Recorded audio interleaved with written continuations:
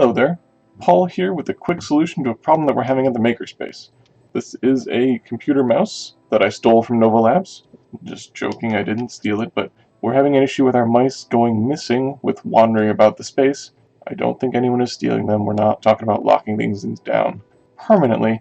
Just trying to think, how can we make it so that people will return the mouse if they do borrow it, and so it's less attractive for borrowing.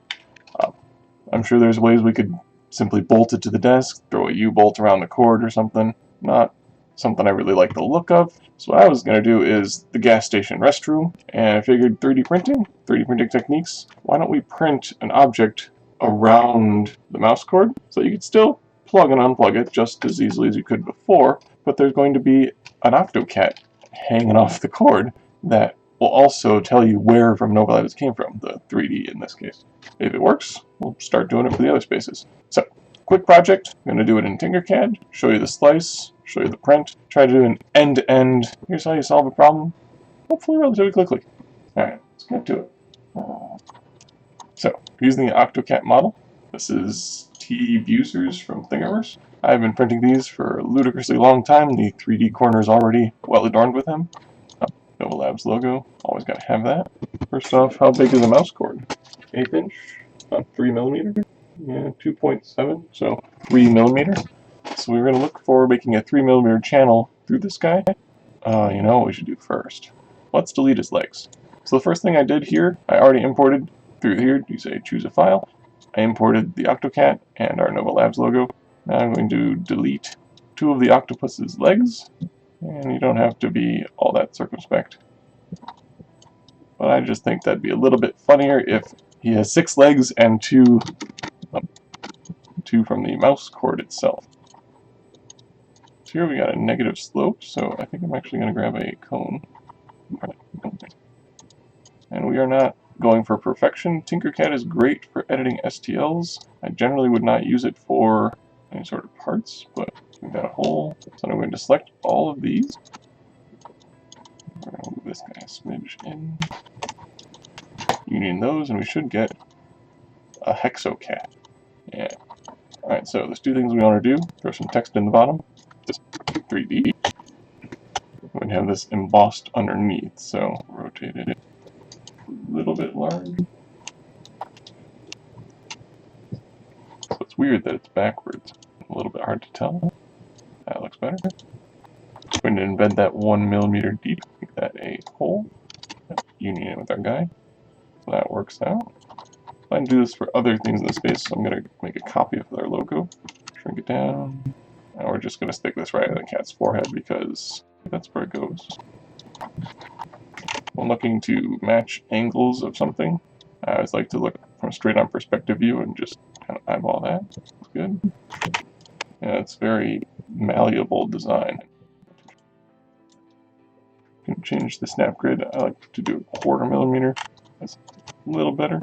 Check all around. That looks like a pretty good embed. Should be big enough to see. Nice and chunky. Alright, so now we need to get the mouse running through here. I'm thinking 2 channels, cylindrical. Let's see, so it's 3mm, so let's make it 4x4. So we start on the ground. Do you have 3mm, I think? So that way we have the text embedded 1mm, and then this hole will be 3mm off the ground. That seems reasonable, although let's keep it on the ground to do the rest of it. I think having an offset in the middle is a good idea, so let's throw a cylinder offset in there. How big should that be? So 4, so let's make that 10? Actually, let's throw a magnet in there. Let me grab a magnet. I have an awful lot of this size magnet. I should probably remember how big they are, but we're just going to measure it. I believe it's a 1/2 inch. Yeah, that's right, so it's 12 and it's closer to 13mm than a 1/2 inch.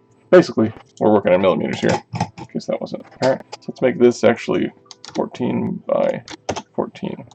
We're just going to line this up by eye because precision is not that important for what we're doing. I'm going to delete you, actually. One thing that's always nice to do is give yourself an easier time printing. 3, give it a little extra headroom.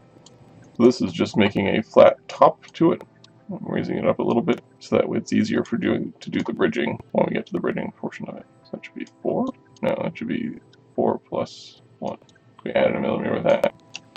do this guy, line it up on this side, and all the way back that way. And all those. So cord comes in, does a nice jog over. That way you should be able to pull the thing around, but it won't shift that easily. Alright, so we're going to lift the whole thing up 3mm. Let's see how that looks when we cover through the cat. Let's use our alignment tool. Line them.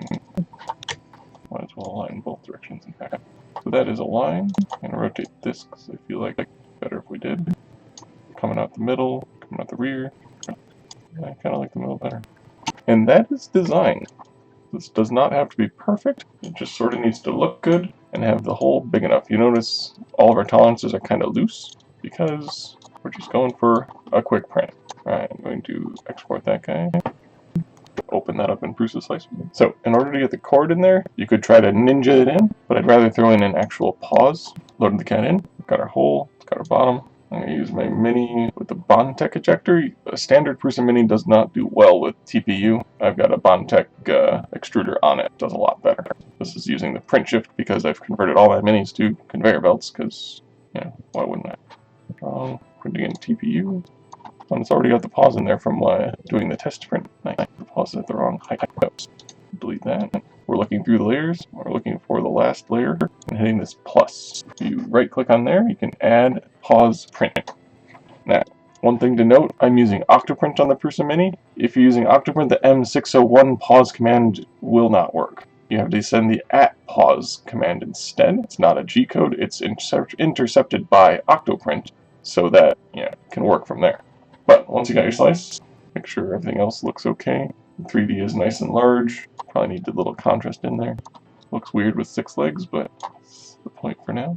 Alright, export it. Frankenfurter. Get that window back for you. Nothing going on there.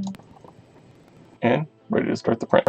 Just so you know, if you go in here to the G-code scripts, after a print job is paused, this is what Octoprint will do when it sees the pause command. It will wait for user input and execute any G-code that you put in here. So you see on mine, I'm just moving the extruder out of the way and bringing the bed all the way forward.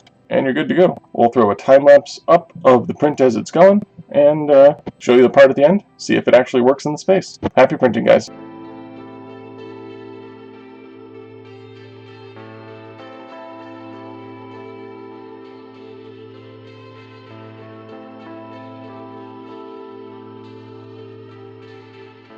Print has finished. Does quite a beautiful job. Almost no stringing, just a little bit on the base. The reason this is TPU is mainly so that these legs don't snap right off. They're nice and thin, and this is something that people will be playing with and messing around with.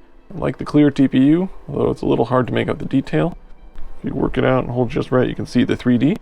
Does not affect the mouse usage at all. You can still slide this through deep enough that it'd be a real pain to cut it out, and not annoying enough to bother you using the mouse.